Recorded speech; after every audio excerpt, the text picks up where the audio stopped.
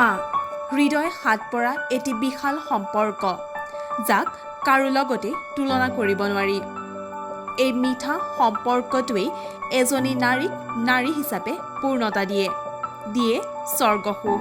সন্তান প্ৰাপ্তিৰ পৰা বঞ্চিত নাৰী যেন আজিও অসম্পূৰ্ণ। আজিৰ সমাজ শিক্ষা দীক্ষাৰ ক্ষেত্ৰত যিমানেই আগ নাবাঢ়ক কিয় আবিয়ৈ ছোৱালী বা সন্তানহীনা নাৰীক সমাজে সহজ চকুৰে চাবলৈ শিকা নাই বুলি ক'লেও নিশ্চয় বঢ়াই কোৱা নহয়।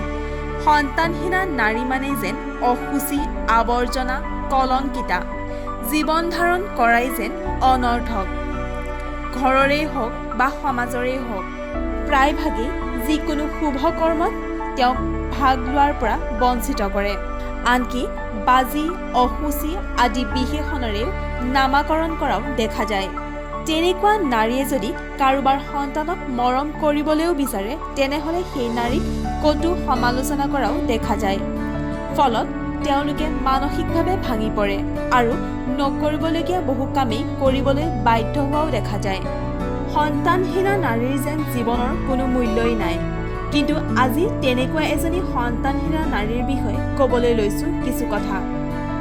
যাৰ কোনো গৰ্ভস্থ সন্তান নাই, যিয়ে এটা সন্তানো জন্ম দিয়া নাই, অথচ তেওঁ অগণন সন্তানৰ মাতৃ। তেওঁ মহান কৰ্মৰে সন্তান জন্ম দিলেই যে এগৰাকী নাৰীয়ে প্ৰকৃতাৰ্থত মাতৃ হ'ব পাৰে তেনে কোনো কথা নাই। আহকচোন সেইগৰাকী নাৰী কোননো অলপ জানো। আমি ক'বলৈ লোৱা সেই মহান নাৰীগৰাকীৰ জন্ম হৈছিল যুগোস্লাভিয়াৰ আড্ৰিয়াটিক সাগৰৰ পাৰত স্কোপজে চহৰত 1910 চনৰ 26 আগষ্ট তাৰিখে। সেই ঠাইৰ মানুহে তেওঁক জানিছিল এগনেছ গণ্ডজা বোবাজ্জিও বুলি। তেওঁলোকৰ পৰিয়াল আছিল আলবেনিয়াৰ। আমি ক'বলৈ বিচৰা মহান নাৰীগৰাকীয়ে হৈছে মেগছেছে বঁটা বিজয়ী মাদাৰ টেৰেছা। তেওঁৰ পিতৃ নিকোলা আৰু মাতৃ দ্ৰুনদা। সৰুৰে পৰা তেওঁ বৰ মেধা শক্তিসম্পন্ন আছিল। তেওঁৰ একান্ত ইচ্ছা আছিল সন্ন্যাসী হৈ মিছনেৰী জীৱন আৰম্ভ কৰা আৰু মানৱ সেৱাক পৰম ধৰ্ম হিচাপে লৈ অসহায় অনাথসকলক সহায় কৰা। এই আকাংক্ষাক বাস্তৱ ৰূপ দিবলৈ তেওঁ ভাৰতত কাম কৰি থকা স্থানীয় জেচুইট পাদ্ৰীসকলৰ পৰামৰ্শতেই তেওঁ আয়াৰলেণ্ডৰ লৰেটো সন্যাসীসকলৰ লগ লাগে আৰু যীশুৰ বাণী প্ৰচাৰ কৰিবলৈ ওলাই যায়। 1928 চনত তেওঁ আয়াৰলেণ্ডৰ ৰাজধানী ডাবলিনৰ লৰেটো মঠত উপস্থিত হয় আৰু মঠত তেওঁৰ নাম হ'ল টেৰেছা। 1929 চনত মাদাৰ টেৰেছা ভাৰতলৈ আহে আৰু কলিকতাত থাকিবলৈ লয়। কলিকতাত ছেণ্ট মেৰী হাইস্কুলত তেওঁ শিক্ষকতা জীৱন আৰম্ভ কৰে।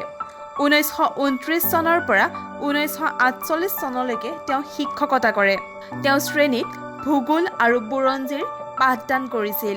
শেষত সেই বিদ্যালয়ৰে অধ্যক্ষা পদৰ দায়িত্ব গ্ৰহণ কৰে। সেই সময়তেই কলিকতাৰ মানুহৰ মাজত এক ভীষণ হাহাকাৰ লাগিছিল। চাৰিওফালে অভাৱ, দাৰিদ্ৰ্য, আনকি মানুহক আগুৰি ধৰিছিল বিভিন্ন বেমাৰ আজাৰে। কিন্তু এই পৰিস্থিতি ইমান ভয়ংকৰ আছিল যে তাৰ প্ৰতিকাৰৰ কোনো প্ৰচেষ্টাই মানুহে বিচাৰি পোৱা নাছিল। মাদাৰ টেৰেছাক এই শোকাবহ দৃশ্যবোৰে অন্তৰত খলকনি তুলিছিল। এদিন এটা বিশেষ ঘটনাই তেওঁৰ অন্তৰত বৰকৈ আঘাত কৰিলে। এখন হাস্পাতালৰ সন্মুখত এগৰাকী মৰো মৰো হোৱা তিৰোতা বাগৰি আছিল আৰু চেষ্টা কৰিও মাদাৰ টেৰেছাই চিকিৎসালয়ৰ চিকিৎসা দিবলৈ অসমৰ্থ হৈছিল। শেষত সেই ৰোগীগৰাকী তাতেই মৃত্যু ঘটিছিল। সেইদিনা তেওঁ উপলব্ধি কৰিলে এটি মানৱ সেৱা সন্থাৰ তেওঁৰ ইচ্ছাৰ কথা পোপক জনালে। 1950 চনত মাদাৰ টেৰেছাই the society of the missionary of charity নামৰ এটা সংস্থা গঠন কৰিলে। তেওঁলোকে ঘৰ এটা ভাড়ালৈ লৈ কলিকতাৰ বাটে ঘাটে পৰি থকা হাস্পাতাল আদিয়ে স্থান নিদিয়া ৰোগীবোৰক মাদাৰ টেৰেছাই চিকিৎসা সেৱা আগবঢ়াবলৈ ধৰিলে। 1952 চনত কালীঘাট মন্দিৰৰ কাষত থকা ধৰ্মশালা এটাও তেওঁ দখল কৰিলে আৰু তাৰ নাম দিলে নিৰ্মল হৃদয়। অৱশেষত সেইটো ৰোগীৰে ভৰি পৰিল। মাদাৰ টেৰেছাৰ এই কামত অনেকে বহুত বিৰোধিতাও কৰিছিল। এবাৰ কালীঘাটৰ প্ৰধান পূজাৰীজনৰ পুত্ৰৰ কলেৰা হ'ল আনকি তাক কোনেও হাতেৰে নোচোৱা হ'ল। শেষত মাদাৰ টেৰেছাই তেওঁক হাতেৰে তুলি নি চিকিৎসা কৰা দেখা পাই টেৰেছাক সকলোৱে সহানুভূতিৰ দৃষ্টিৰে চাবলৈ ল'লে। মাদাৰ টেৰেছাই কলিকতাৰ ৰাজপথৰ পৰা বুটলি নি হাজাৰ হাজাৰ ৰোগীক চিকিৎসা সেৱা আগবঢ়ালে। প্ৰায় 29,000 ৰোগীয়ে আৰোগ্য লাভ কৰিলে। যিবিলাক শিশু অভাৱ আৰু অনাশ্ৰয়ত ৰাজপথে ৰাজপথে ঘূৰি ফুৰিছিল, সেই শিশুসকলৰ মংগলৰ কাৰণেও তেওঁ চিন্তাত নিমগ্ন হ'ল। তেওঁলোকৰ চিকিৎসা আৰু সংস্থাপনৰ বাবে কলিকতাত তেওঁ আৰম্ভ কৰিলে নিৰ্মল শিশু ভৱন। এই আশ্ৰয় গৃহত থাকি হাজাৰ হাজাৰ শিশুৱে মানুহ হোৱাৰ পথ বিচাৰি পাইছিল। কেৱল শিশু সেৱাৰ বাবেই নহয়, তেওঁ দেশ বিদেশতো এনেধৰণৰ 20টা আশ্ৰয় গৃহ নিৰ্মাণ কৰিছিল। সেই আশ্ৰয় গৃহবিলাকৰ যোগেদিও তেওঁ শিশুসকলৰ মংগলৰ সাধন কৰিবলৈ সমৰ্থ হৈছিল।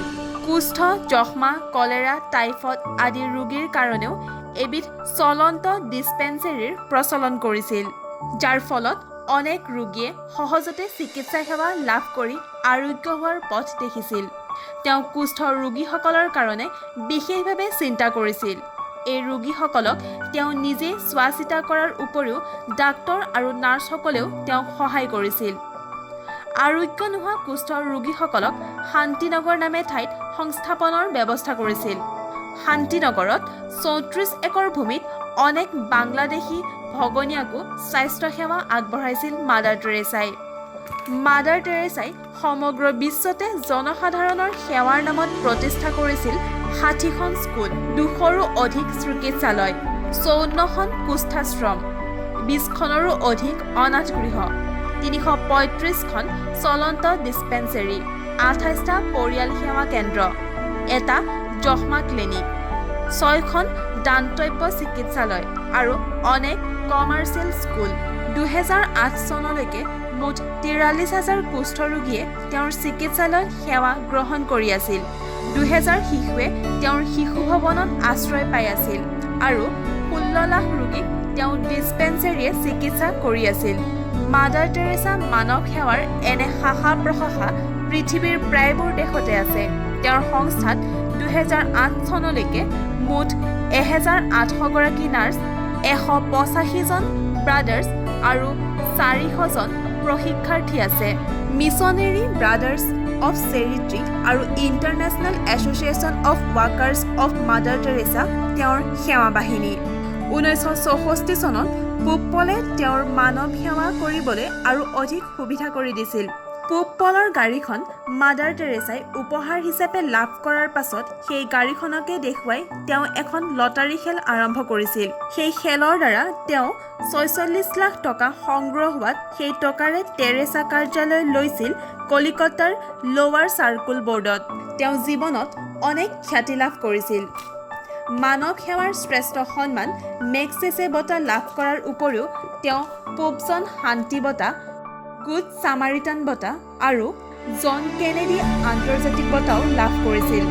তদুপৰি তেওঁ জৱাহৰলাল নেহৰু পুৰস্কাৰ আৰু চিৰিজ মেডেল সন্মান আদি লাভ কৰিছিল। ইয়াৰ উপৰিও বিশ্বভাৰতীয়ে তেওঁক প্ৰদান কৰিছে দেশীকুত্ত উপাধি।